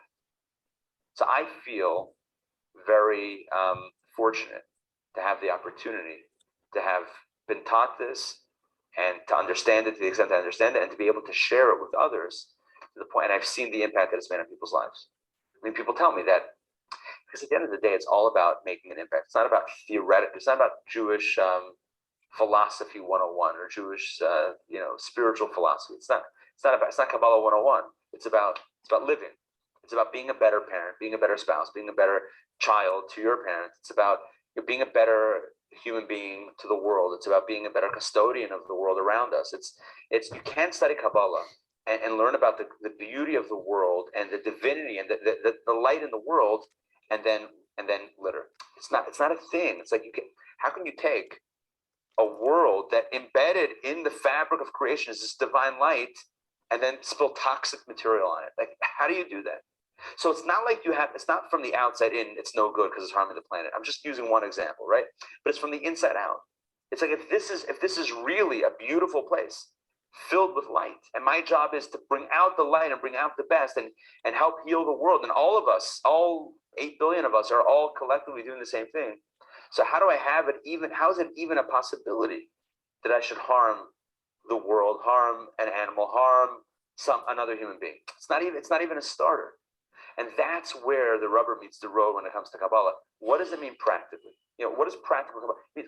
How do I change? How do I change because of it? I think that we have encountered in our times one of the most puzzling things. And that is, there seems to be, and I don't want to make this political in any way, but it seems to be that the environment, for example, has been politicized, right? Some are for it, and some are like, nah, that's fake, it's not real, there's no global warming, whatever it is. And I'm not a scientist, but I'll say one thing. I think we've missed the point of the narrative. And those that are trying to sell a pro-environment stance really miss the boat, miss the opportunity. Because it's not like, you don't need to convince people. You tell somebody who believes in God and who believes in the Bible, tell them God created the world, right? How can we destroy it? How can we mess it up? How can we be so callous with it? Anyway, I'm a little bit off topic here, but the point is that Kabbalah is all about practical application and making it real. to those that are studying. It's more intentional. It's the more you know, the more you can be empowered to make healthier choices. And the more you see, the more truth you see, the more beauty you see. You see beauty in yourself, you see beauty in others. I mean, we're living in a time where there's also, I would say, a self-esteem crisis. And self-esteem, I think we've gone about that in not necessarily the right way as is, the last 30 years. It's not about giving trophies to everybody necessarily. It's about from a deeper place. It's not about accomplishment, but it's about identity, who we are. And Kabbalah says who we are.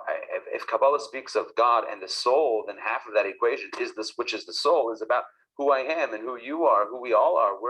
We have a piece of God inside of us, and we're in the image of God, and that's an amazing thing. That's an amazing gift to carry. So can I really feel down on myself if I'm carrying such an amazing piece inside of me? It's only if I'm not aware of it on a daily basis that I can feel, God forbid, worthless and meaningless and aimless, etc. But if I have these teachings and they're front and center, they're right in front of me, and I'm conscious and consciously aware of it in the moment, then everything is transformed. It's almost like the difference between knowing that you love someone and feeling the love at that moment. So if I know that I love someone, theoretically, like I know that I love them, but I'm not feeling the love right now, I could do something that harms them. Because in the moment, right, God forbid, because in the moment, I'm not thinking about my love for them. Like, I know that I love them, but there's this thing that's happening now, and whatever, and I'm gonna, whether it's saying something or doing something, whatever it is, I'm gonna do something that might harm them because I'm not consciously in the moment aware of it and feeling it right now. But if I meditate on, a loved one, and I think about it, and I allow that thought to fill my heart, and my heart is now filled with love, what are the chances that I'm actually going to hurt them now? Very minimal. So if I'm filled with love for my soul, and love for God, and love for the beauty of the universe, and love for the spirit and light, and all of these wonderful things, I'm less likely to do something that is either self-harmful or harmful for someone else, or harmful for the world itself. I'm more likely to do something that is positive for me and for others. That's some of the transformative impact, generally speaking, of Kabbalah.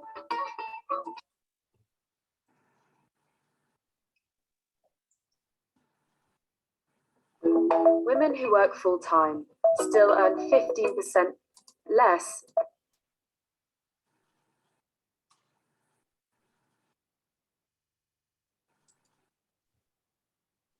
So there we have this exposition. Marjorie, comments? For me, that was a little overwhelming. I don't know about everybody else. I studied Kabbalah very passionately for about 4 or 5 years in New York. And it was not the Madonna school of thought at all. My teachers studied with a Hasidic rabbi in Brooklyn in a neighborhood called Crown Heights, which is a great Kabbalah pun. In Kabbalah, the term for the top sephira is the crown. That's the same as the chakra system. A lot of people say that they're the same in the Hindu approach. They're not. There's some analogies there, but they're not the same.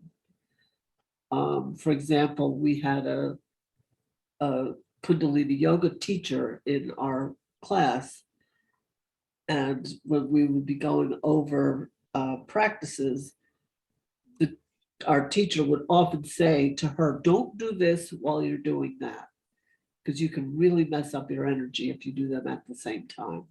And she would say, "Oh, no, I wouldn't." He said, "Okay, well, just don't do it," because I used to when I was younger, and I needed a lot of help to get it straightened out. So a lot of even contemporary Jewish people will say that they are exactly the same, that Kabbalah is the same as Kundalini yoga. It's not. It's analogous because it's an energy practice.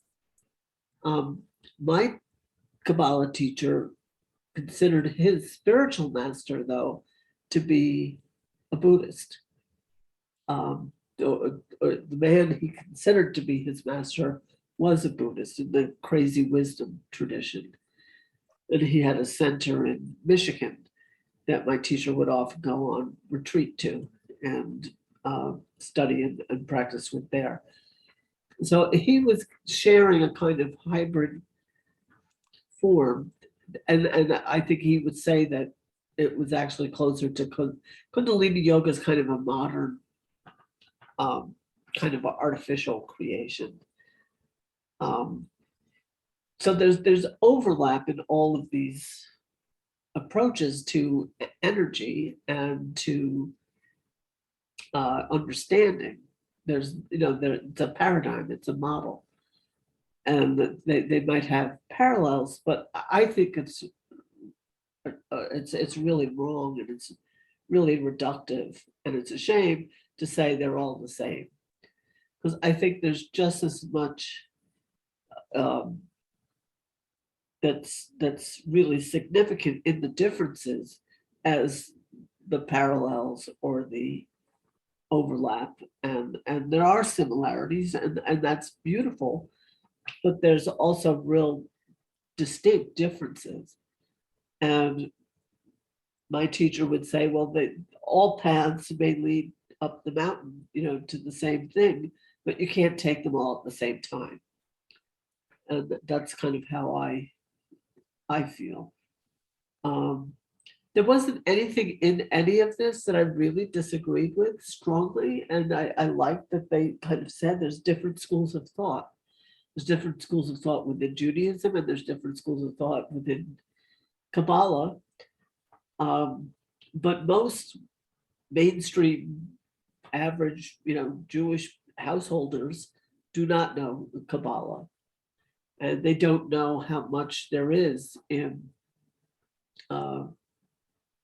the standard texts, including the text of the Bible. But we spent, for example, I took classes at times 3 times a week. We spent a whole year going over the alphabet once a week. And that was considered foundational to the second year. So you had to kind of, we would spend often a few weeks on each letter of the alphabet with incredibly dense notes that he would hand out to us and of his own distillations. He was an incredible scholar, incredibly brilliant, an artist by training. And he was unusual in that he had studied Western esotericism and Western, so-called Western Kabbalah before he studied real Hebrew Kabbalah. And that's, they say, where the real juice is for the practice.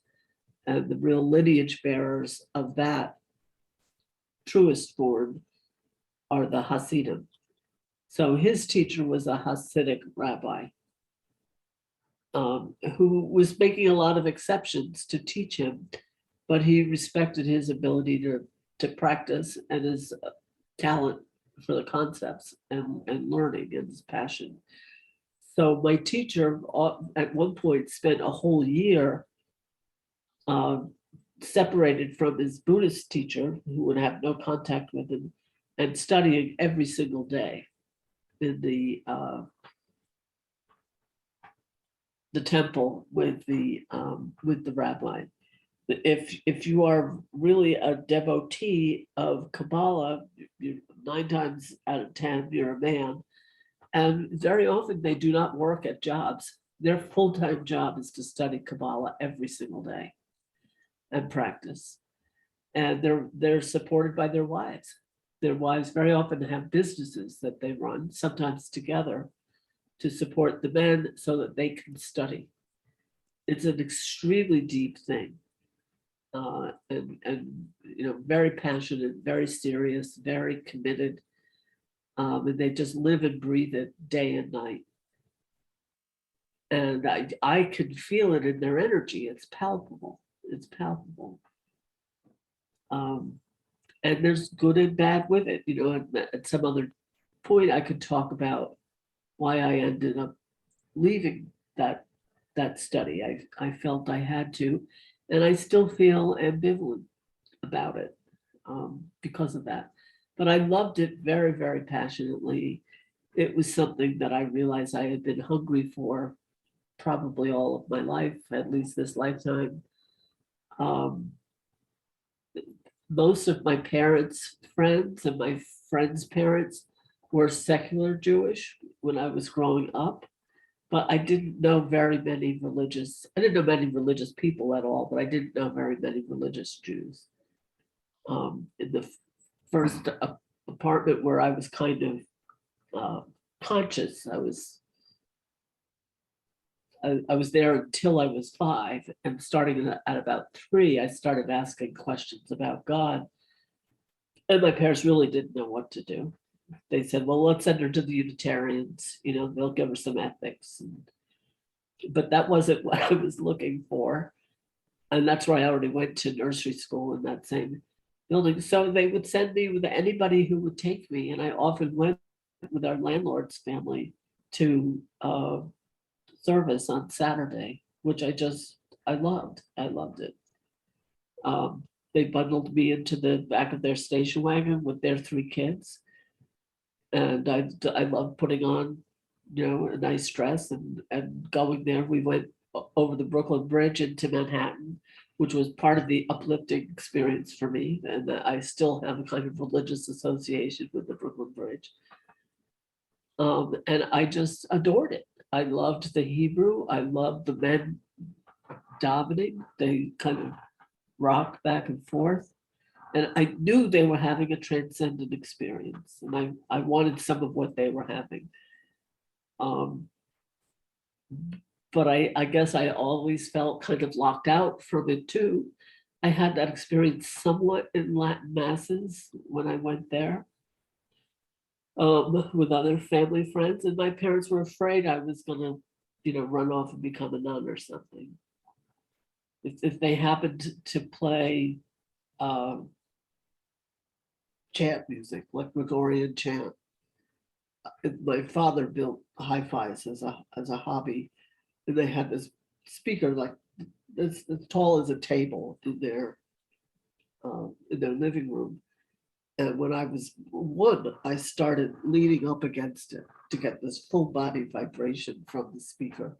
Had a big bass horn built into this corner speaker, made like a reflex chamber for the speaker. And they loved to play, the joke was "E powerful pigs" on that speaker, because you could get, it would shake the windows. So I would lean up against it to have a full body vibrational experience of chant. And they really didn't know what to make of it. But that's sort of how I came in wired. And when I first studied Kabbalah, I had already studied astrology for about 10 to 15 years. And tarot, which really in the Western esoteric system does come out of Kabbalah, absolutely. I felt like I was learning the mother tongue that was the umbrella over astrology and tarot. But that's strictly speaking in the Western Kabbalistic circles, which are more sort of post-Christian and alchemy. So I loved it. I think it's gorgeous. I always said it's like spiritual physics. And it is. That is what it is, I believe. It's not like it. It is what it is. Everything is alive and everything means something. The world is composed of letters, which are also numbers in Hebrew. And that's the composition of reality, is these energy forms. And I love the way they look, and I love their sounds and just everything about them. They're usually, very beautiful calligraphy. And that's why we came up with the name Aleph Talks, actually, is Aleph was always my favorite letter, and it means infinity. But I thought he did a good a good job kind of distilling enough to say in a meaningful way, particularly the second guy. I felt like he's really in it and speaking from the inside out. The first guy I didn't think was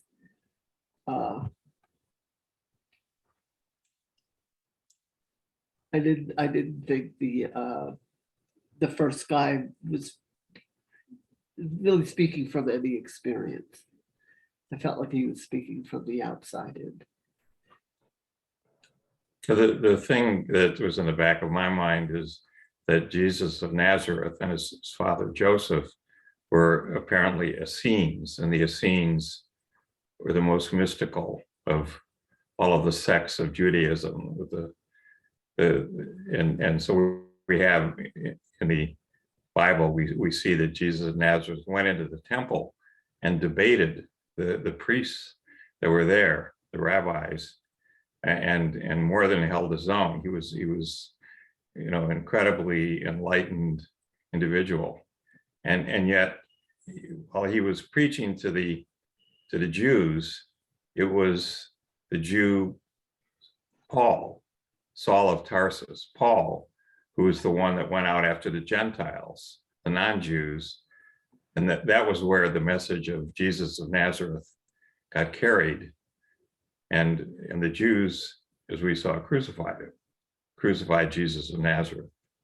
So it goes. Well, but I think it's wrong to try to talk about one monolithic group, the Jews. Right. This group and that group, that they felt different ways. There's a joke, ask two Jews, get three opinions. And that's true in not only in medicine and law, but I think it's definitely true in Kabbalah. And I would definitely say that Jesus studied Kabbalah. Right. And we spent months and months and months on Genesis, and it doesn't make sense without Kabbalah. It's nonsense without Kabbalah. So I believe, whoever wrote it, it was, a mystical text. But now I'd like to invite anybody else to make any comments or ask any questions based on the presentation. How was it for you?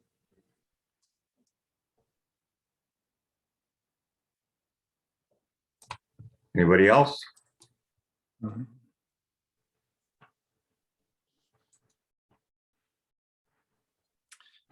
Hi, I'd say I found it all kind of informative, and that even the first guy, who seemed to be more in his head than his heart, I thought it was all very interesting, and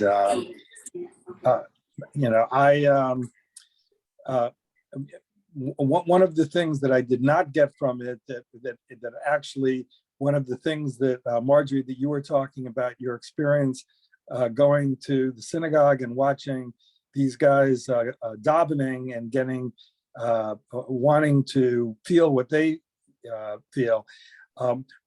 In my own personal experience, one of the things that I found most lacking in any type of religious upbringing was that I was never steered ever, even an iota, in the direction of figuring out what those people were feeling, if they were feeling anything. Was it imagination? Was it speculation? There was never any migration towards having a greater experience. And the thing that I am most eager to hear are the route to expanding into that type of experience. What kind of Judaism, there's many flavors. What kind were you surrounded by when you were growing up, Stephen? Well, I grew up in a largely non-practicing home in the sense of regularly, going to any kind of services. The at-home things were doing things like a Passover Seder or Hanukkah celebration, things that were the very minor kinds of things. The most major thing was something my father did, which was he would go to the high holy services to say Kaddish in respect to his parents. And it was one of those things that it was a very big deal for me, observing his general lack of interest in the day-to-day, week-to-week observances. But for this, he was invariably very observant. So it gave me a feeling of a real feel for that parental respect. And when he died, which was when I was 15, I felt a compulsion, even though no one had ever steered me in this direction. I felt a compulsion to provide the same kind of respect that he showed for his parents, for him. And what that meant was going to synagogue and going to services daily. And even though there was no orthodoxy whatsoever in our home, even the conservative synagogue that was closest to us, the people who went every day, even though they were members of that synagogue, they almost by definition were Orthodox insofar as they went to prayer 3 times a day, every day. This was obligatory. And I did that too for a full year. And wherever I was, which was not necessarily there, I would try to find some synagogue to go to the services to participate, simply out of respect for my father, with no semblance of like religious conviction as part of it. It was just a matter of kind of doing the right thing for dad. That was kind of where it was at. And while I was there, I wanted to learn what I could. I wanted to be a sponge and soak in everything I could about it. And after a year in, I can't tell you how many different synagogues of every which denomination, from Reform to ultra-conservative, to ultra-Orthodox, not Hasid, that was the one area that I never ventured to. But I went daily, 3 times a day, to all those different places, and I yielded nothing, zero, of Jewish spirituality, of something to say, hey, I want to be part of this. When the year was over, that was the end of it, and I actually, when my mother passed away, I tried to revisit the experience once again to show her the same respect. And I lasted for a small piece of the year. I couldn't do it. I couldn't do it. And, so I'm always curious, of what, what was I missing that others have been able to find there, because I couldn't find a thing. Oh, So, well, Judith, you wanted to say something? I just want to say, I think that's sad, Stephen, and I hope we can find a meaningful experience. well, I will just tell you that being part of this, has been far more meaningful to me than all of my experiences as described. So it's not even close. Well, okay. Well, thank you, but I want to keep working on that. Okay. Okay. No, So I had a question. Oh, are you finished or no? for now, Yeah, go ahead, Judith. In your talking, you were saying, see, I was told with what I learned on the Kabbalah, that it was your chakras corresponded with that. But I think you said that they were saying it didn't. no, Or- there's like an approximate correspondence, but it's not this for that. It's not directly parallel. They're not identical, except in a lot of ways the crown. But they're working with different energy centers, Okay, a different model on the body. And for example, what my teacher was cautioning, the Kundalini Yoga teacher in our class, in Kundalini Yoga, they work with passageways, energy passageways in the body. And there's something you can do that's called like cleaning the pipes. It's some metaphor like that. And he said, well, you wouldn't want to do that while you're doing, we would do visualizations of, and here's something about this. I always tried to do chakra meditations the way that we were told. And if I tried to go from the base chakra up to the crown, I would feel the energy coming down. And I would think, well, I guess I just can't do it, or I can't feel it, or I don't know what I'm feeling. So then I would try to do it with a recording or a teacher or something the other way. And then I would feel it going, if it was from the top to the bottom, I would feel it coming up from the bottom to the top. In Kabbalah, you do both at the same time. oh, okay. And that really worked for me. Like that's what I was wired for. And so my energy system, couldn't do it just one way at a time. It just didn't feel right. So it's things like that are different. And that's the kind of thing that really worked for me. They meet in the center in your heart together. So you're raising up and you're bringing down from above. And you're also trying to like elevate your earth plane. Meet in the middle. And life, you want to be grounded, but you want to bring that up, and then as much of the divine that you can bring down to earth. We are earthlings, we're not angels. We're meant to be having an experience here in bodies, and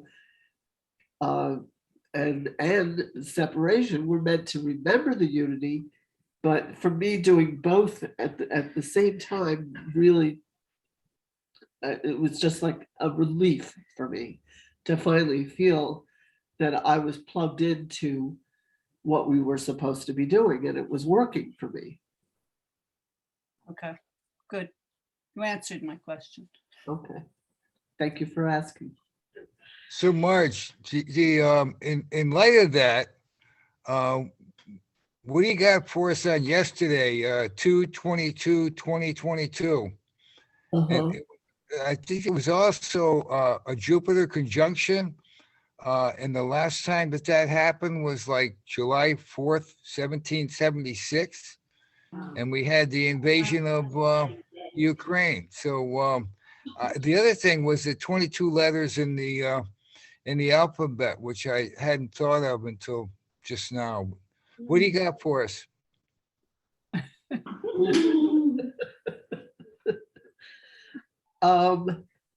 Well, each letter is kind of an archetype unto itself, with a lot of different dimensions. That's why we would spend weeks studying each letter. Some are more complex and multi-layered than others. It's just incredibly deep. There's so many different aspects of it, and different ways to understand it, and different ways to relate to it and relate them to one another.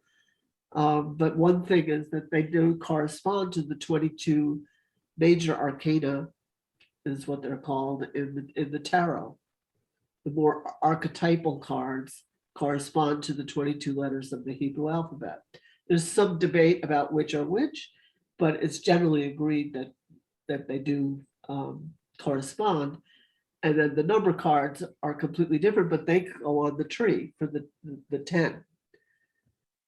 And then there's some overlap with the court cards, and that's another story. But it's too intricate and too specific to be an accident, to be a coincidence or a mistake. For the people who were working with it that way, and with this teacher who had a background in both, we did a lot of drills to memorize things and to get it just embedded in our memories and our psyche, how it worked with the tree. He would give us tiny little replicas of the tree about this big, like an inch by 2 inches. And we had to do these quizzes where we would practice placing a figure on the specific path of the tree that it belonged to, and things like that. And I just felt like it was doing something wonderful to my brain and to my mind, my intellect and my spirit, all at the same time. It was very intricate, very technical, but also very transcendent and just beautiful. It was just incredibly beautiful and meaningful. And that showed like how it applied to life. What I like is it is abstract, it is technical, but it's symbolic of real life things, real life experiences and feelings, and what it is to be human. That was, for me, just incredibly meaningful. And as I said, it was something I didn't know I was hungry for until I sat down in that room and started hearing it. I had a friend that I met actually at the Jung Institute. We were in a writing class together. She worked at the UN, very nice, interesting woman from Canada. And she came from a Jewish background. She always said to me, I think you'd really like my Kabbalah teacher. And I was doing something else on the night of that class. And then finally I went, and I never looked back. It was just like, oh my God, this is what I've been looking for all of my life. Since I was that little 3-year-old girl going to the temple with our neighbors, our landlord family. It just fit. What can I say? I guess it's past life. I don't know. So I have two things I'd like to say. I sort of, so first of all, the 2222, yesterday I was in the mailing store and somebody asked the date and I said, it's the most amazing day. And I turned around to everybody, I said, it's 2/22/22. And they all stared at me like I was crazy. I go, isn't that amazing? So I thank you, Bud, for pointing that out. I wasn't like the only crazy person. There's some logic to why 2/22/22 is an important date. The other thing I noticed was with Kabbalah is how expansive and inclusive it appears to be. I found that so exciting, because so often religions are more closed to not being so inclusive, more tribal or more separate. And to think that such an ancient knowledge always was, wanting to share it. And I thought that Rabbi Ari That's a misunderstanding. That's not true. What? That's a misunderstanding. It was very secret. Even most Jewish. Oh, yes, but okay, yes, you're right. You're right, Marjorie. It was extremely secretive, but yet the way the Rabbi Ari was talking, he sort of maybe it's his modern interpretation of that it should be shared. Right.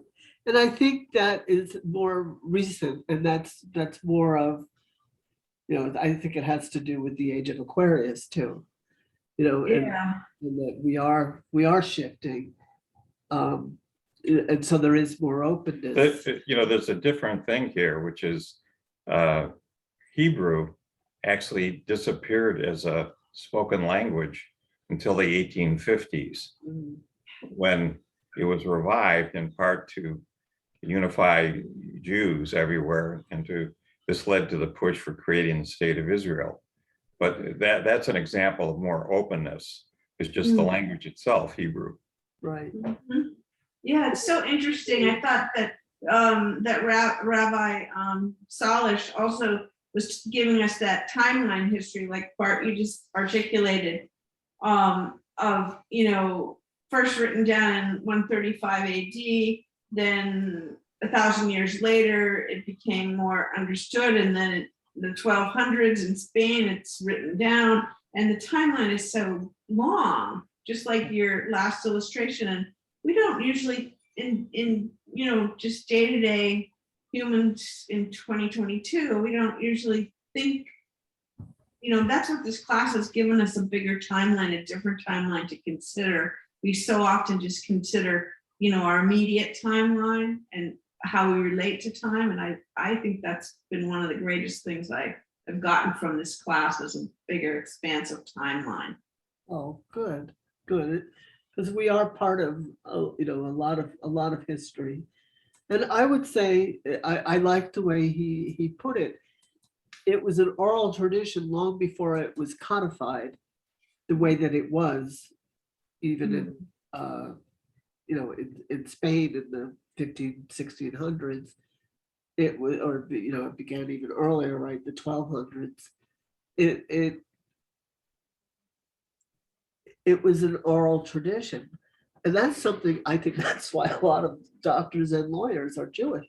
There was this incredible discipline around memorizing texts. And I think that actually became kind of genetically enhanced in that group of people. And the children were raised, from the age of 1, reciting these things and memorizing them and reading a great deal and becoming very learned. That's just part of, like bread and water for them. It's not, but there's so many layers. You could spend a lifetime reading and still just scratch the surface. So I've got a question at this point. I added these other 2 things on Girdle and Turing to close this thing out, to give you an example of I viewed this as the Ein Sof, the mystic side of mathematics.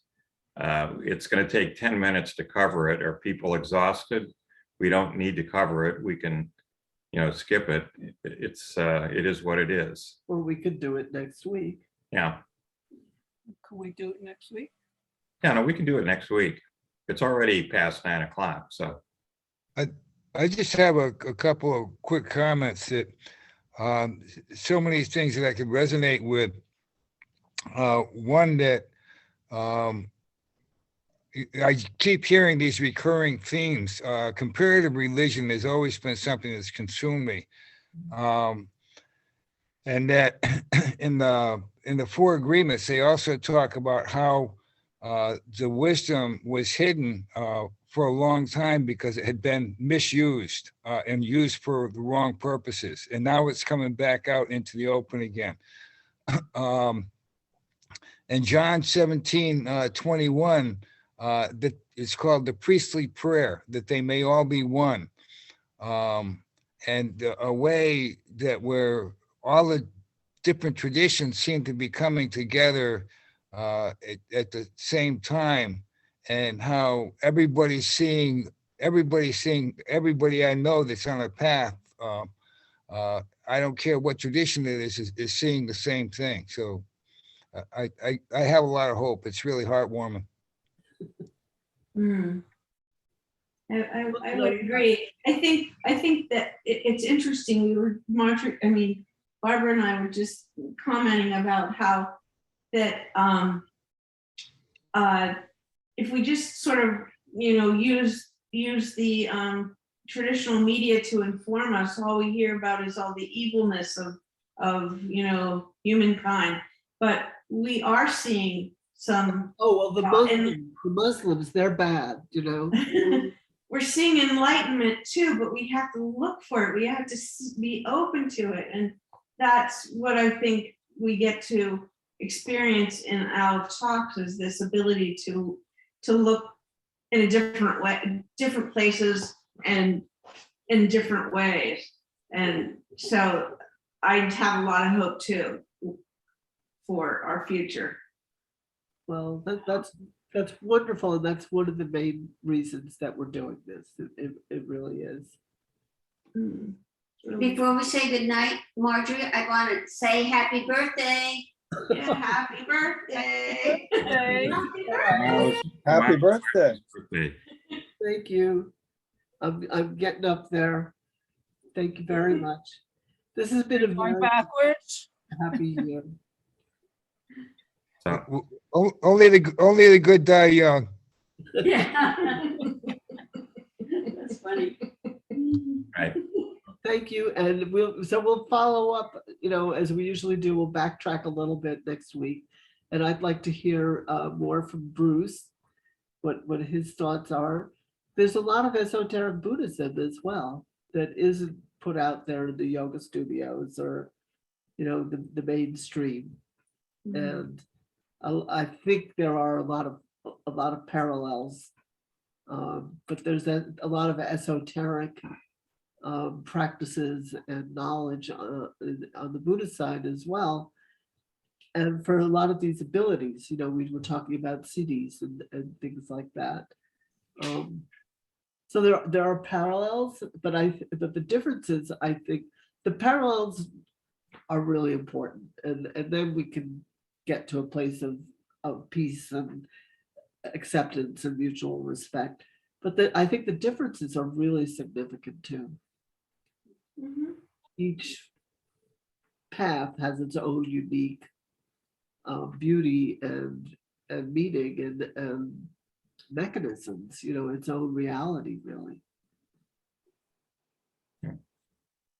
Okay, Sure. we will call it a night, and we'll send out the recording, and have a wonderful weekend.